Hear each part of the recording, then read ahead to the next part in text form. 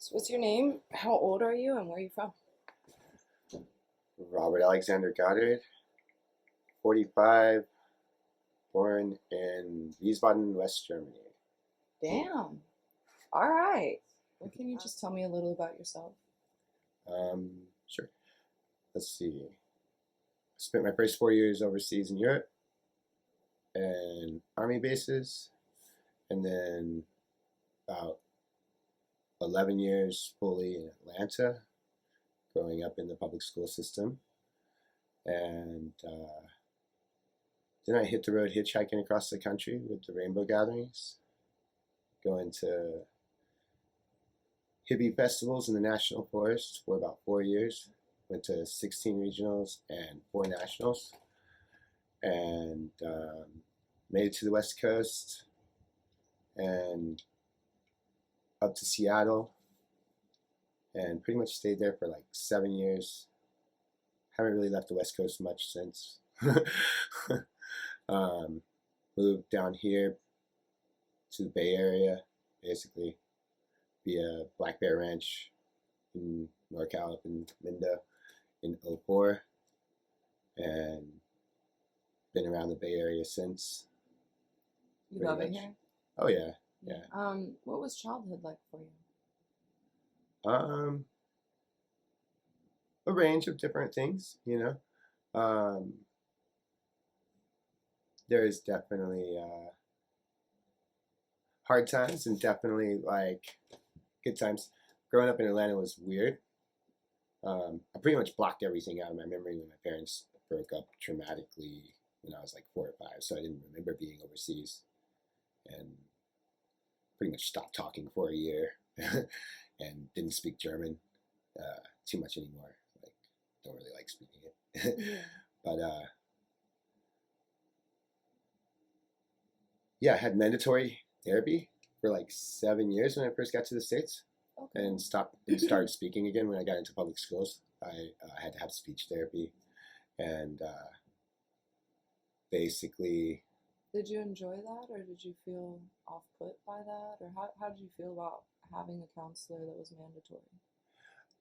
at the time, Mm. I didn't really realize the stipulations. Looking back at it and knowing like the lady was a speech therapist, and what they were telling me was like she was there to help me learn how to speak more properly in America or whatever. Yeah. But like looking back, I highly believe she was like mental emotional type therapist, and like definitely helping me with the steps of like self realization and such like that. Um, it was nice to have an hour or two in the middle of school to like go do my own thing away from the class. Yeah.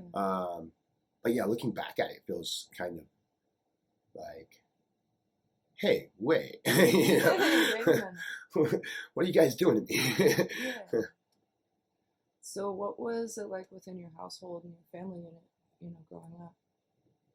We were like the only place in the ghetto that had a wood burning stove. Um, had a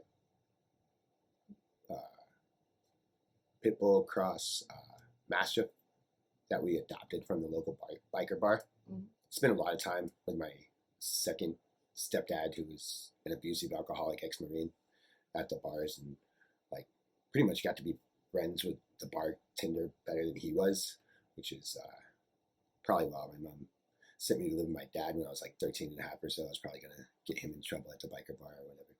So Making yeah. friends with all the right places, my friend. Right. So yeah, that was a interesting, subculture area, and plus being the only white kid in my school and in the ghetto, like I did make friends with like the baddest crack dealer in my elementary school, and like helped him out in different ways where like he helped me out in other ways. So it was like having good friends on both sides of the spectrum. Yeah. in that area, and yeah, it made it so I wasn't really worried about anything. I could walk through Carver Homes, which was the worst ghetto of Atlanta, which they had to demolish because of how awful it was, and I was right at home. I was fine. Like I knew nothing was happening to me type deal. So yeah, having that mentality made it so like I was completely fearless, and yeah, I'll go hitchhike across the country by myself. Like, why not? Yeah.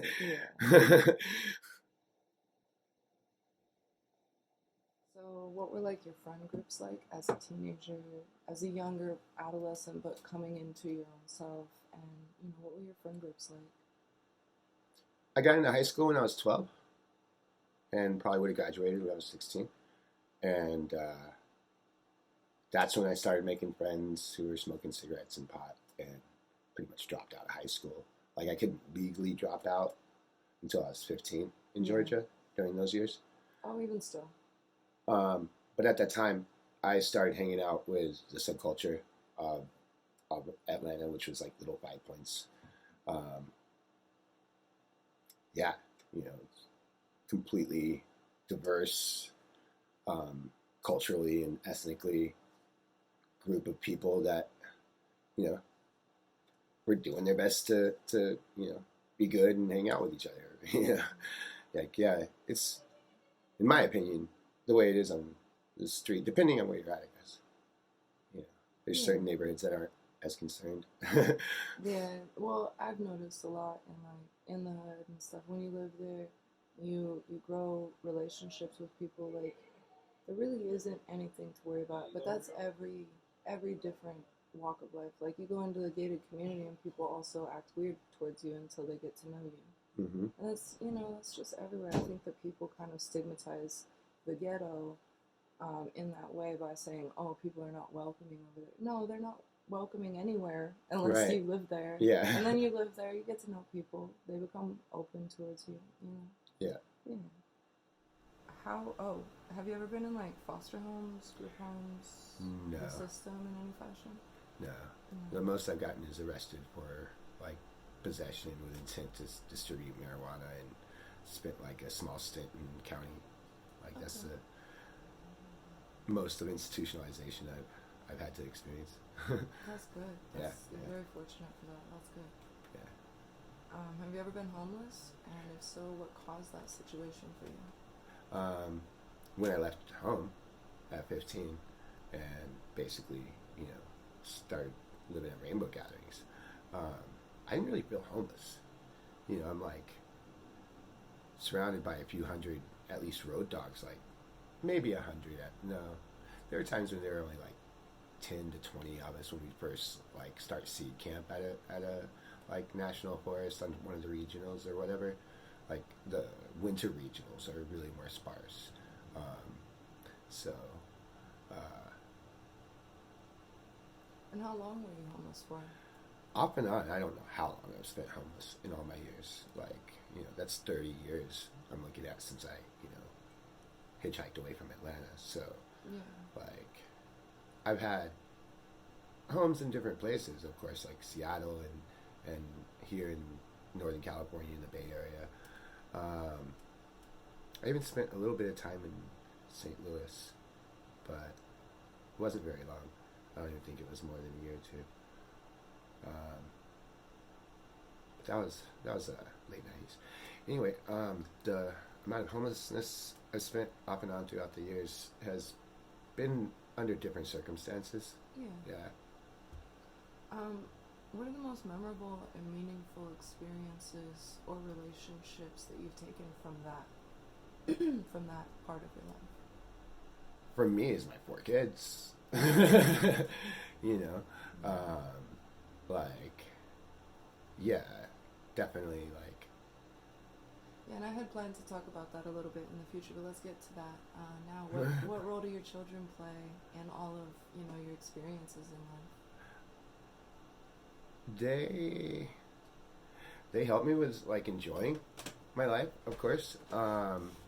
They're definitely a great motivation. They keep me more grounded. I'm sure I'd probably be into a lot more trouble if it weren't for them.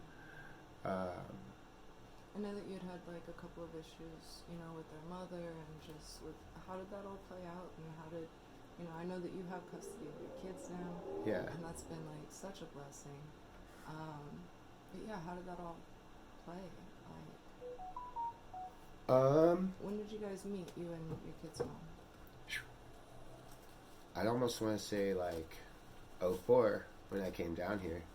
I Okay. mean, we might have even met at the drum circle years before that, but it wouldn't have meant anything like that. Like it would have just been in passing. But she started hanging out with the crew, when she was coming of age, Yeah. and Yeah, I remember meeting her. You know what's so crazy? I didn't know that that was your kid's mom. So I remember meeting her, I want to say at least 15 years ago, more than that now probably. But she was mute. yeah, When I knew her, she refused to speak, and like we were kind of around the same age, I want to say. Like I don't know how old she is, but we're kind of close in age. So I saw her daily, and I would always, she was very nice, so I was like, I would walk up and talk to her even though she wouldn't talk back to me. And it was kind of like my little game with her to try to get her to say something, like, or laugh or giggle, or like, let me, what's your voice sound like, let me make you smile, let me make you right. laugh, like, she would never bite. So yeah, how did you guys meet, and how did that all end up playing out? I knew her before she decided to be mute for a while. Um, she would hang out with our other friends and I.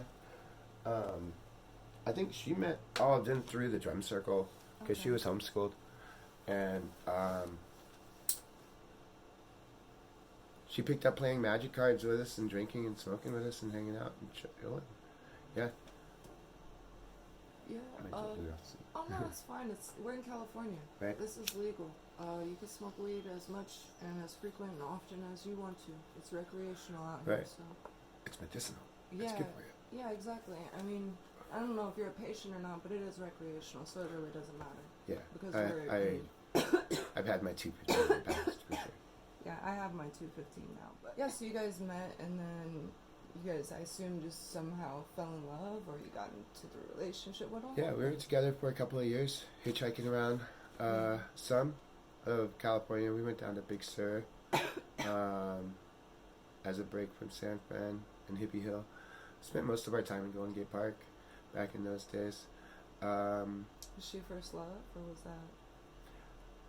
Pardon my no. No. Were you hers? No, she told me she had fallen in love with other people prior. Um, she'd taken off for a few years when she was like 17, 18, 19, and spent time like down near Taos, New Mexico, or Arizona. And then she hitchhiked back and bring me a present of a sword, which was really random. That's random. Yeah, like just out of the blue. Like, hey, I'm back in town and I bring you this. I'm like, what? Me? What? It Okay. was really cool. It was like all gemmed and stuff and like metal sheaths and such. Um, but yeah, it was like right around the time I was like getting hemmed up by some cops who saw my juggling toys and assumed they were swords. Oh, And so like all the upper precinct yeah. like swarmed in on me. It was really, really trippy. They like laid hands on my shoulder from behind without identifying themselves, and I like twisted their arm and went to like lay him out. And then I realized it was a cop, and I was like, "Oh, sorry. What seems to be the problem here, officer?" What's And by that time, the other cop was already in my pockets, and I was like, "I do not consent to this search. Y'all haven't identified yourselves. What's going on?" yeah? Like You I know? didn't even know who you were. You just were grabbing me. Yeah, they quickly dismissed those charges. Good. Yeah, even though they found marked bills or whatever. But yeah, I thought that was really, really weird because like the call was there's a guy with a sword type Yeah. deal, and then like days later almost like She gifts you with a sword. yeah, Oh, whoa. that's weird. Who have you been talking to, lady? Right? Yeah. um. Yeah, no, that was like prelude to us hooking up and being together, like just hanging out. So that was really random. Yeah. And when did you guys have kids together? Who was your first kid? Twine is 14 and a half, Yeah. 2008 in June. We were together like 3 years before that, so like 2005, 2006. I think it was 2006. Yeah, probably March. Yeah. And then how did that go? I know you have all your kids with the same woman, and so how'd that all go? Um, well, I'd been broken up from the relationship I was in before that for only like 2 weeks, I guess. And then we met up and connected and got together. Um, yeah, it was interesting. The street courting scenario. Um, yeah, I'm not exactly sure how that scenario went, to be honest. Yeah. Just kind of happened. Yeah, Sometimes that happens. yeah, Um, and then so what led up to now? Now you have full custody of your kids. You've been doing very well lately. I know that you had the one incident, but that really wasn't your fault with the house. yeah. So let's talk a little bit about that. So I guess I let my half brother stay at my place in Sacramento, Yeah. and then we got bed bugs, Oh, and that destroyed a lot. I was like in college, working multiple like part-time jobs, doing gig stuff, and I couldn't get a good night's sleep, and missed out on some of my job opportunities, missed out on some of my classes, missed out on having enough money for rent, yeah. and that ended us all up out of the house. Just a snowball effect of like random no good circumstances there, and we ended up in our vehicle, and we were going up north to look for a place, but then her mom got sick, and so we came down here, and then her mom passed away, and the car got real bad mechanical problems, and we had a hard time getting out of the city. And I mean, technically, I have yet to get out of the city since that happened. Still living here. Yeah. Now, into the custody, like the custody battle for the children from the city was a horrendous. Yeah, what Like, happened? um, basically, her going through her mourning and that scenario, decided she wanted to be with someone else, and that pretty much split the family unit. She was like, I want to take a break from the kids and get a couple of days away, and then that turned into 4 months of like no contact. So that was completely right after the kids had gotten taken. But it was kind of this idea that we had of like each spending separate time away from the kids in order to like accumulate resources for us to better our situation. Yeah. But yeah, that pretty much didn't happen when she decided to kick rocks or take off. She pretty much was like out of the relationship at that point with me, and MIA with the kids as well.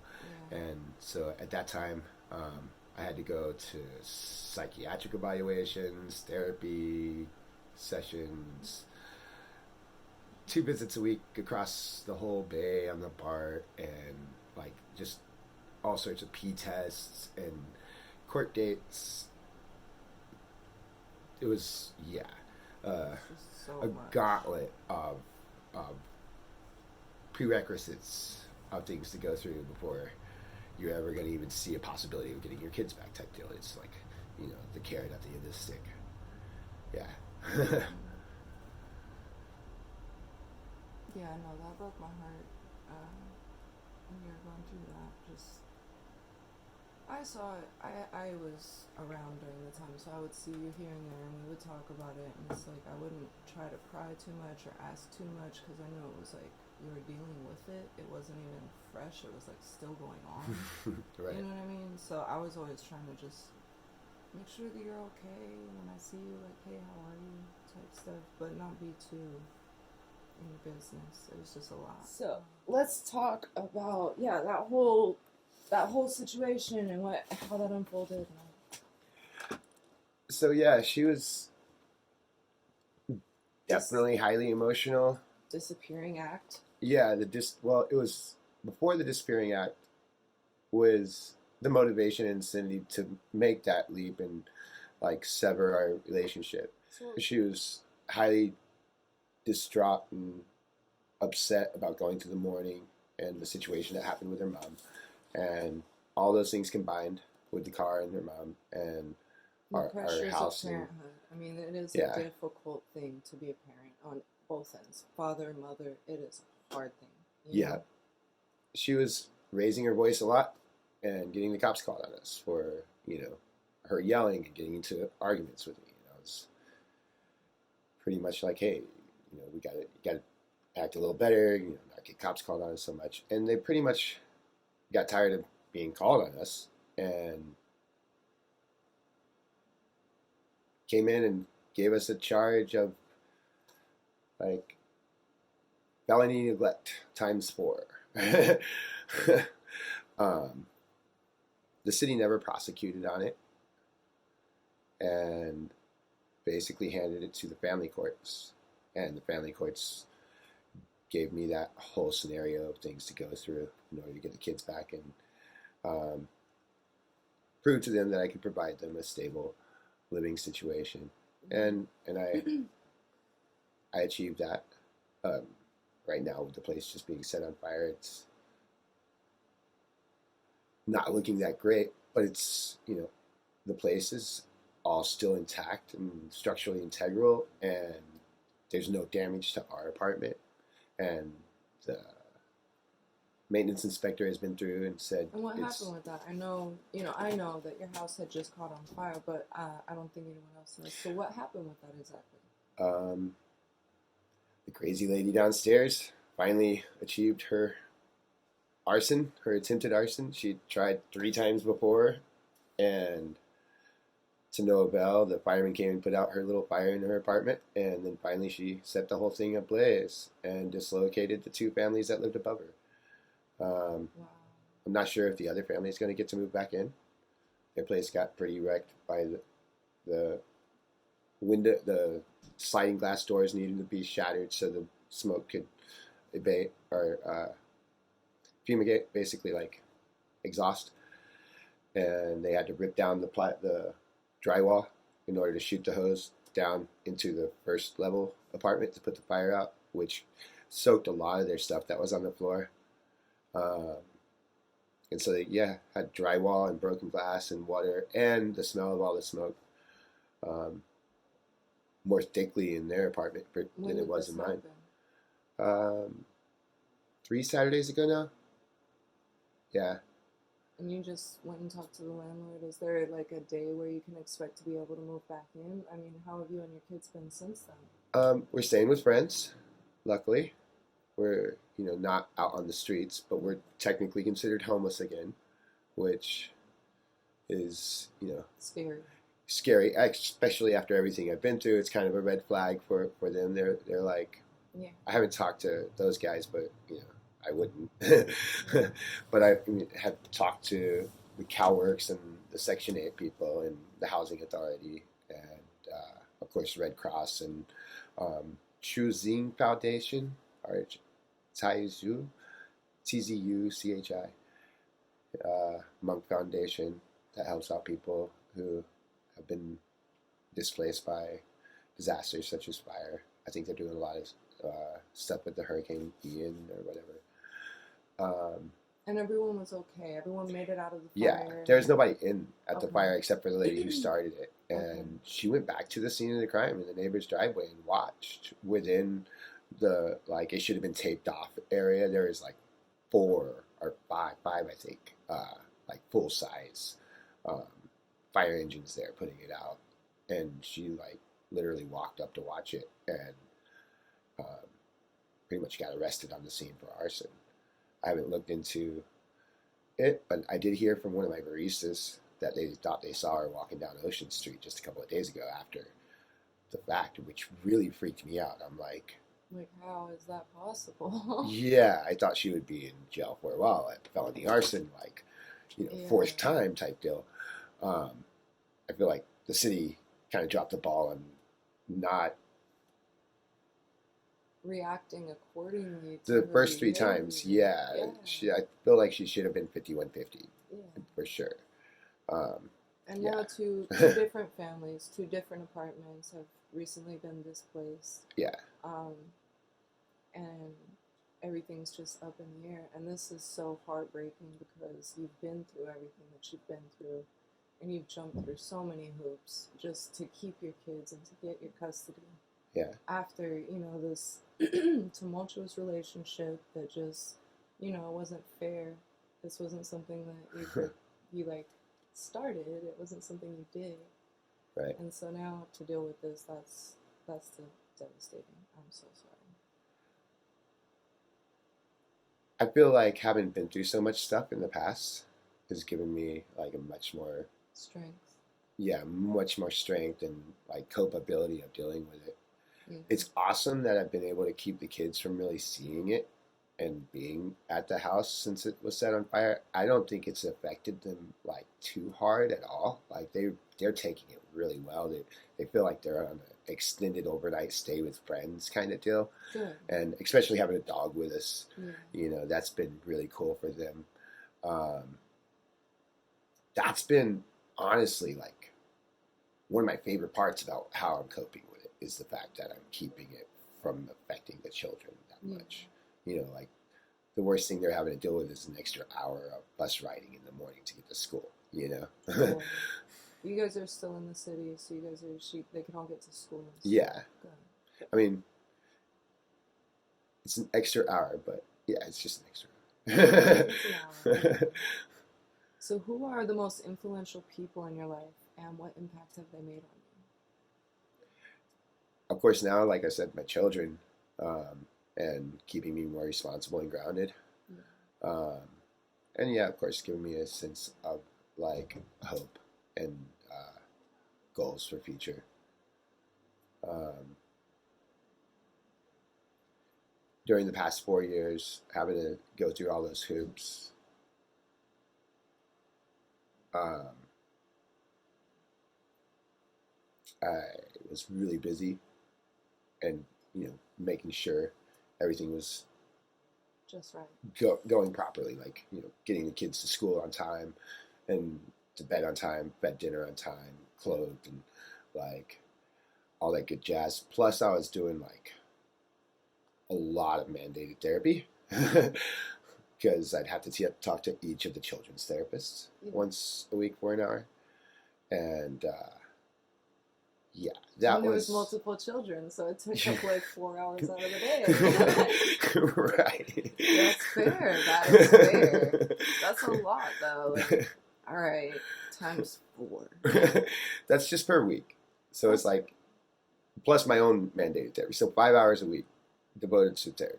And I mean, that's also like, you have to set it up. You're not just going to like flip the switch and you're all, I'm having a therapy session. No, you got to like spend like a half hour at least getting to a spot where you feel comfortable to like talk about setting up a safe place to talk about things or whatever. Yeah.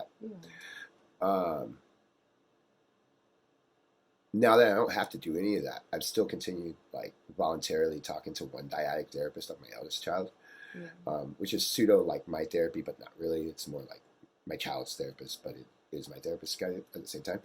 But there's a lot more time in my week in life to get other things done, and I finally come around and like claim my taxes for the past 5 years, which has come through since the fire thing.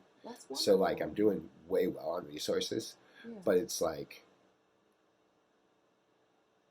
the biggest thing right now is having that stabilization in that home again. And so all of that doesn't really matter. It's like if I use it right now, I feel like I'm going to use it irresponsibly, but using it to make myself happy at this time is using it responsibly given the circumstances. So it's a big conundrum, like either way I look at it. Yeah. What did you want to be as a child? When you were a little kid?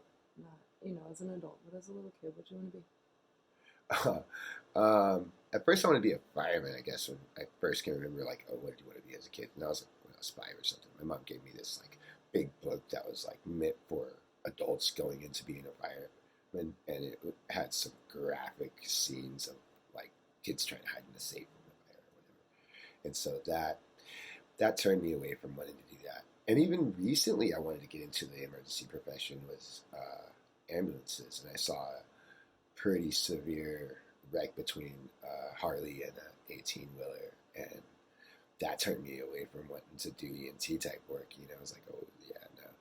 But I fell into juggling and riding my unicycle.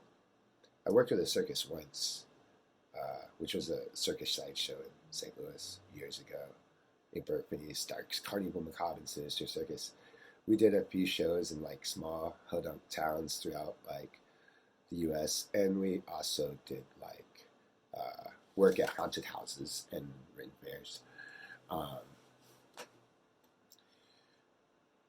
I think that was me achieving my dream goal of that type of like performance, and that was like the silver stage golden moment of like that perspective of my life. I mean, other than like being able to juggle fire and ride my unicycle for my kids at this point in time in my life, I think that's really awesome. But it's something I do for myself, and it would be hard to turn that into a job and want to like capitalize off of it. But yeah, I've had all sorts of jobs. I got trained in locksmithing when my eldest was being first born, or was first born. I got a degree in that trade school program. What's your level of education? I've And are had, you? I was actually that's one yeah, of my questions. Is are you trained professionally in any field? And if so, would you be willing to take up work in that field? Say someone offered you a job, would you be willing to do that? it would depend on the scenario. I guess it would depend on what that job opportunity looked like. Yeah. Yeah, and how it would fit into like my daily life and schedule. And for any responsible person, it should. Right. That should all be. Yeah. Yeah. And what's your education level? I've taken a few classes at American River College in Sacramento, mostly like English and math and stuff. It's maybe like I think I got through 2 semesters. I think I got like 25 units or credits or whatever they're called. And I also went through the locksmithing trade school, and I can also juggle swords and fire while riding a unicycle. That's dope. Yeah. Cool. Have Self-taught. drugs? Oh yeah, no, go ahead. I learned from ex-former brother inspiring me, Bailey Clown Milo Blue with the juggling sticks and such. That was a really awesome connection when they came to Atlanta before they ended. Like I did get a chance to go see them and hang out backstage. Well, I know it's not a traditional skill set. It's Right, really not no. something that many people have under their belt, but there's definitely job opportunities. Right. I know, party promoters and stuff look for that type of skill and talent Right. all the time. So yeah, I mean, if anybody hears this and they would like to offer him a job opportunity, these are his skill sets. Have drugs or addiction played any role in your life, either currently or in the past? When I was a kid, I spent a stint with methamphetamine for a year.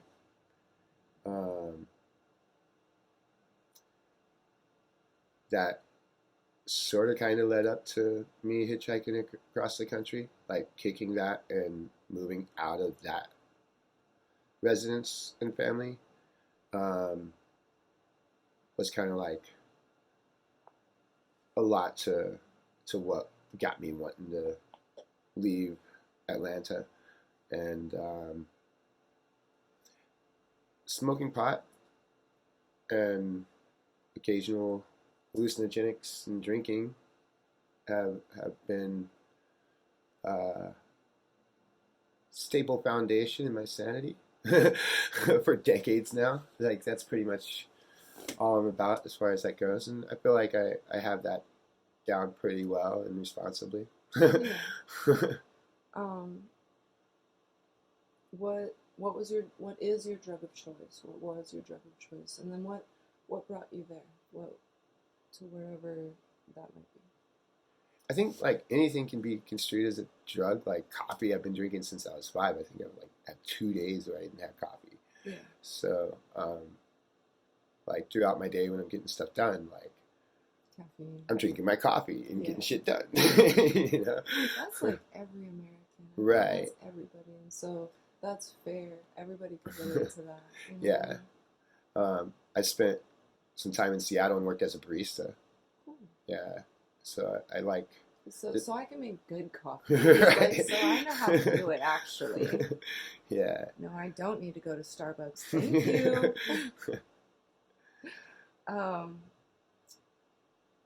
What got you into the scene? What got you into like the party scene, the touring scene per se? You know? Honestly, I feel like I've always been a part of the party scene. Like, I guess my mom hung out with the Almond Brothers in Piedmont Park in the 60s, you know? And yeah, like in my neighborhood, I'd walk up and down the street or ride my big wheel and stop at any barbecue I wanted, you know? Like, it didn't make a difference.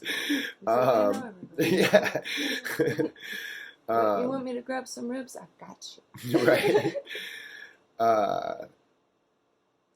So I think I just grew up in it. Honestly, like looking back at it, hanging out with the hippies and little 5 Points is kind of a different story.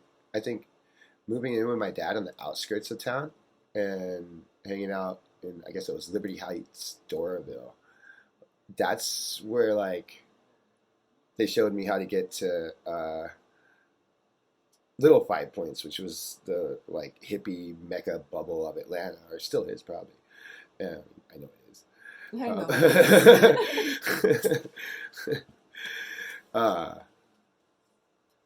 Yeah, there was some punk rocks from Norcross, Doraville that like were like, hey, let's go to the city this weekend. And I think I was like 15, 16. They're like, check this place out. And I'd cut class and ridden MARTA all through the city and never known to go there for some reason. And like, yeah, I've ridden my skateboard and bicycle all over the place too. But yeah, once I started hanging out there, started playing hacky sack, started juggling. That's where I met ex Warner Brothers and Byron Bay clown Milo Blue before he passed, and all sorts of awesome people. What are some of the most meaningful relationships that you've taken from that period of time?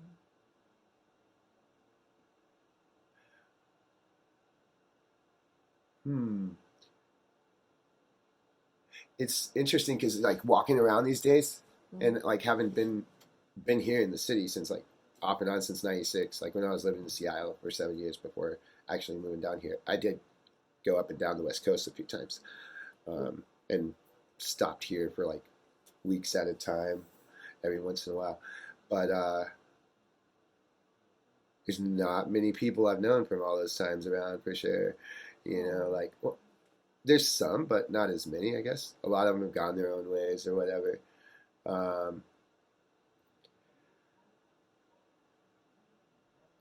I think I was really intrigued with hanging out with Kerry Thornley when I was a kid at Tete Cafe in Low 5. He would hang out with the ex-clown and this one calculus teacher from Georgia State, Taylor. And he was the creator of Principia Discordianism, which was or is a religion based off of chaos. And there's a book that he wrote with the co-creator, Malak Lips the Elder and Malak Lips the Younger. But he's got all sorts of like great literature. He used to be like pamphleteer, which is really, really super patriotic. He would just like write his opinions on one piece of paper and do a double fold, make it like a 4-sheet newspaper. He would sell it for like 50-cent donation, and he did what he wanted. He just like expressed his opinion about current happenstances. Yeah. And yeah, I mean, from the outside looking in, it looked like he was happy doing that, and he was quite wise. You know, he was an interesting person to talk to. So I think that was probably one of the like most influential interactions and relationships and understandings from that time of my life. He's passed on years ago, but a lot of his work's still out there on the internet and available, I guess. All the proceeds help his granddaughter, I guess. Yeah. Which is cool. That's very sweet. That's very Yeah, noble. yeah. Um, what is your financial situation? How do you support yourself? And are you able to save money? Um, I'm not usually able to save money. Living on CalWorks as a single father, um, just getting my life together and learning how to like take care of 4 kids and get them to school on time and all that. I don't really have much resources coming in. Um, Most of the time, I'm behind on my bills, and so uh, getting all of that running more smoothly and my life together more, and um, getting to school for a better education, for a better job is definitely a goal, as well as like working part-time jobs until I can find a quote career or whatever is really where my perception's at. I guess like after living on the streets humbly and like a refugee or whatever, it gets way easier. So like I feel like I'm doing super well right now, but I know I'm not in reality. Um, given all the responsibilities that I have to contend with. So yeah, um, I'm okay, right? Yeah. So yeah, like I think I'm doing good, Yeah. as far as that goes. And who is your support system? Do you have family or friends, or what does that group look like for you? Um, I have family, of course. I think everybody, well, not everybody, but yeah, my dad I hardly ever talk to.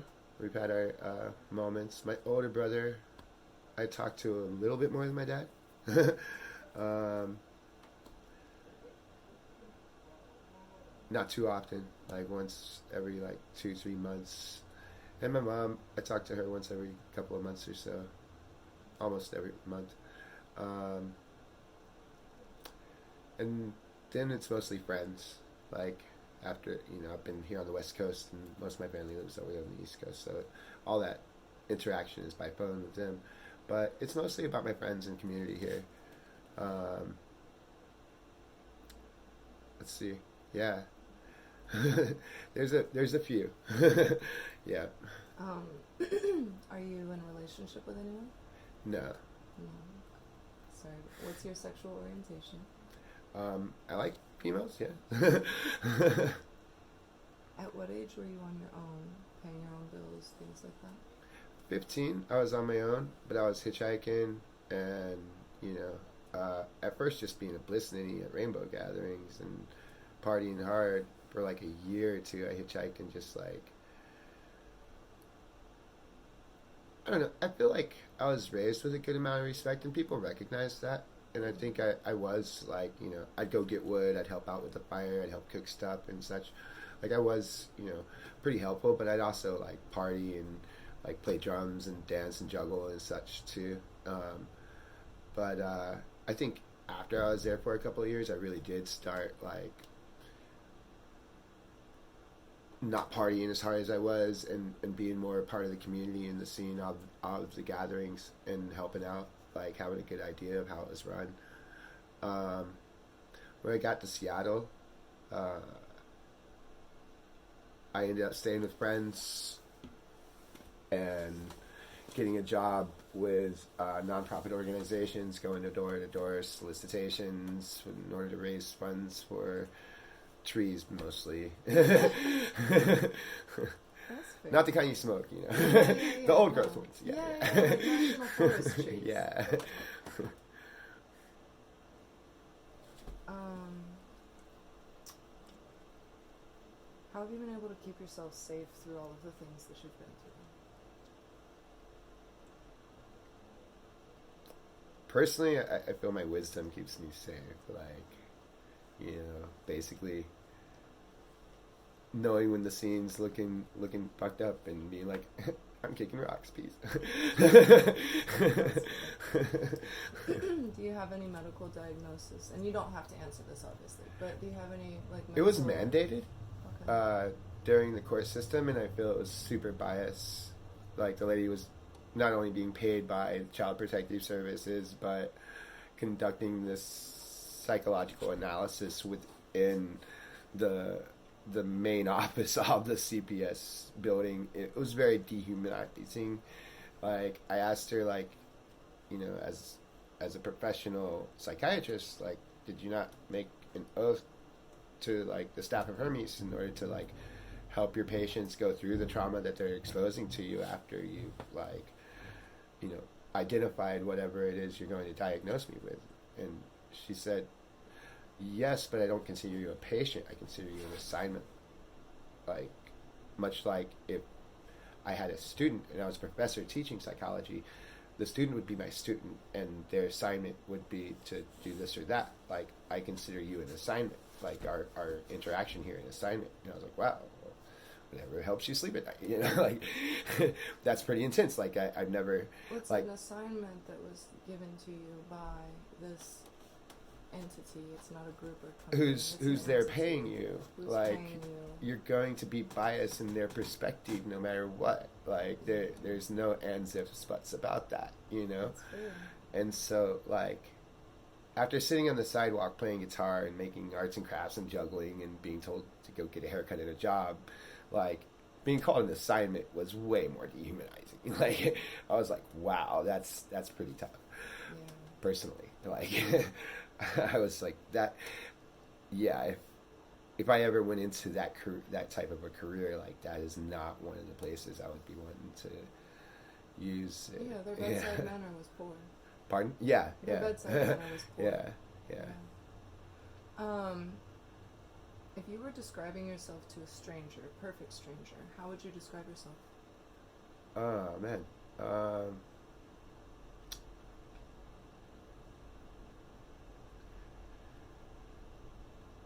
I don't know. Easygoing person, chill. I don't know. Weirdo for sure. That's it? That's it. Oh wow! All Bro, right. you got so much more good stuff. No, that's Right? not it for the questions. No. What are your goals and ambitions for the future? Enjoying my life, number one priority. Watching my kids grow up, and hoping the best for them, and helping them through their challenges, of course. I don't know. As far as for myself, like, I do want to learn more. After getting a few classes in college, it was very interesting. Definitely enjoyed my anthropology classes, and found it highly interesting. But yeah, I'm really still not sure like what I want to be when I grow up. It's kind of hard too when I got so much else going on that I have to take care of. That's fair. You have a lot of responsibility now. Right. How do you manage anxiety in stressful situations on a day-to-day basis? And do you have any outlets? Playing hacky sack is one of my main go-tos. The style and things I've been through, I've lost a lot of my different juggling toys. Like, I have my devil sticks, and I just got a set of pins, but one of them got kind of broken. But yeah, I'm wanting to get another Diabola, big yo-yo on 2 sticks and a string. Haven't had one of those in like 4 or 5 years. Yeah, basically music, long walks, hacky sack, juggling, unicycling, playing guitar, playing Magic, or watching a show and telling the kids to be quiet. As all parents do. Right.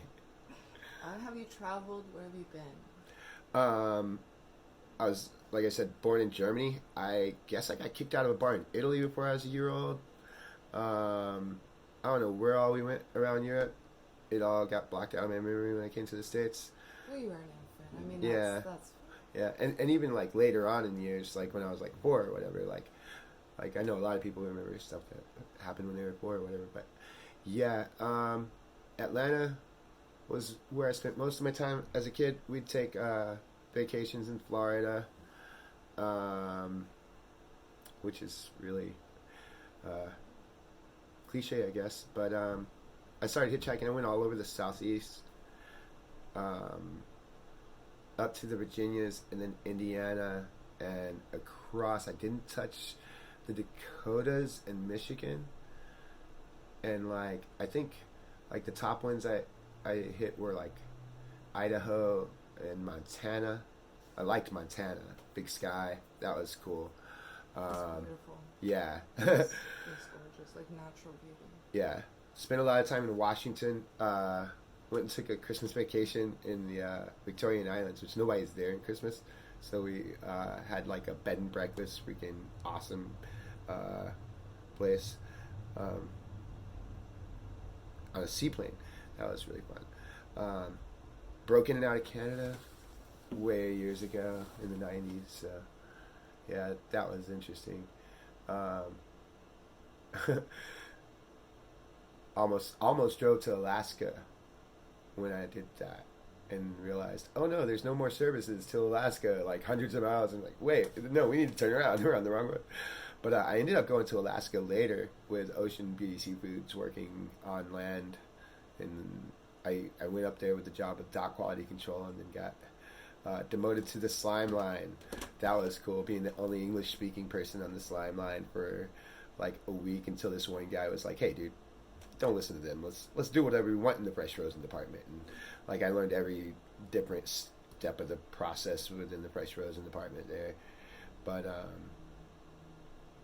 yeah, most of the U.S. and a little bit of Canada and Alaska. Did a lot of hitchhiking in the early to late '90s across most of the country. Since the late '90s, I've been mostly on the West Coast. What are the three most expensive investments that you've ever made?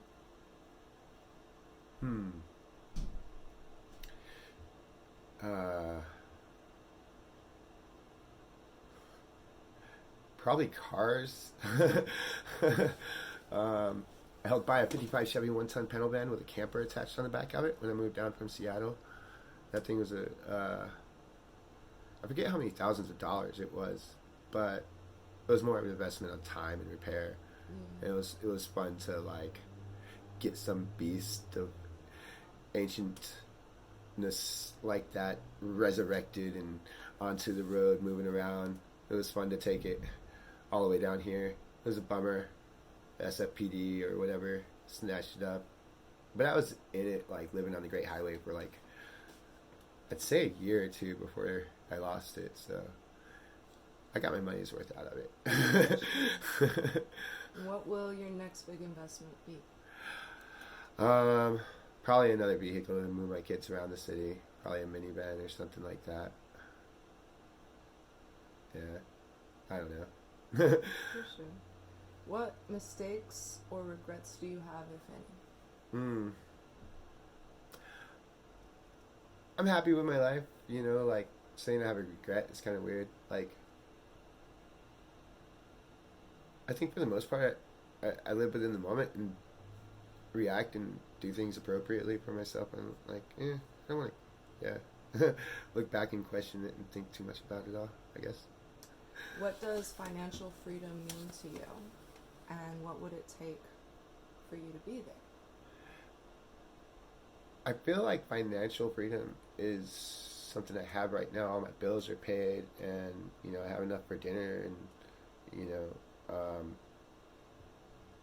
I, I'm doing everything as far as continuing to get enough for dinner. When I first got my kids back was when we all first went into like stay at home COVID scenario, and I was making like $250 a month, and I was feeding all the kids, going to food banks, and like getting stuff together for them with them. Yeah.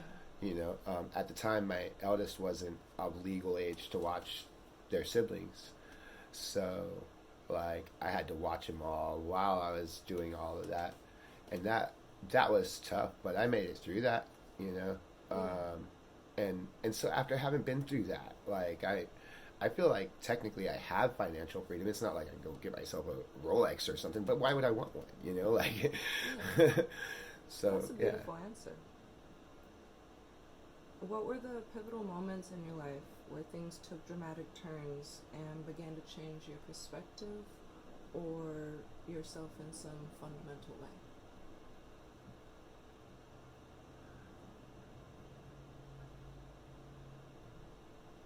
I think when I was 12 and I got out of middle school and into high school, and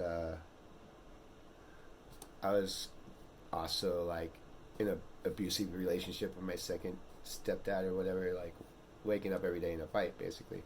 Um, like I think it was one of those fights where they sent me to live with my dad afterwards that really got me to just like despise institutionalization and all like the system, and really kind of like see how there are loopholes where like shit could go down and it wasn't cool. Um, so I think that's really probably the pivotal moment in my life where I was like, I'm not even interested in learning stuff and helping out society. I just want to go back to living in the woods, you know?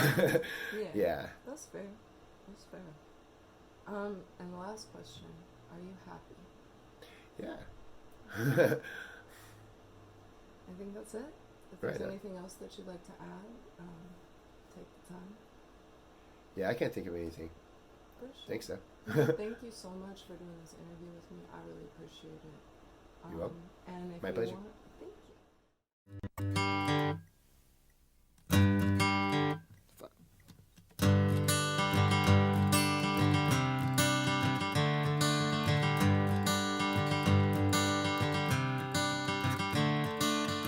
Another turning point, a fork stuck in the road. Time grabs you by the wrist, directs you where to go. So make the best of this test and don't ask why. It's not a question but a lesson learned in time. It's something unpredictable, but in the end is right. I hope you had the time of your life.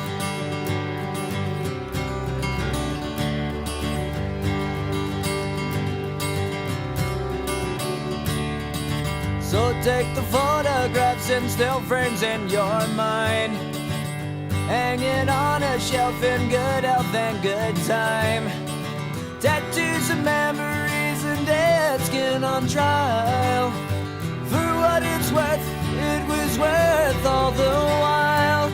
It's something unpredictable, but in the end is right. I hope you had the time of your life.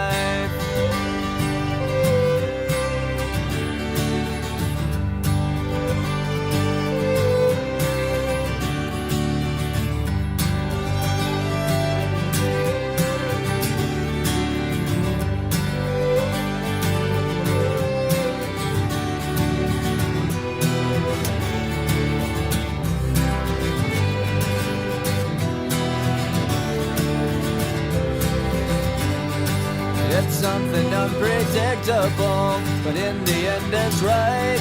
I hope you had the time of your life.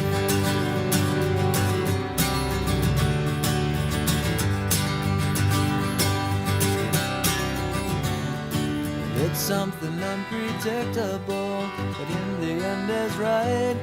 I hope you had the time of your life.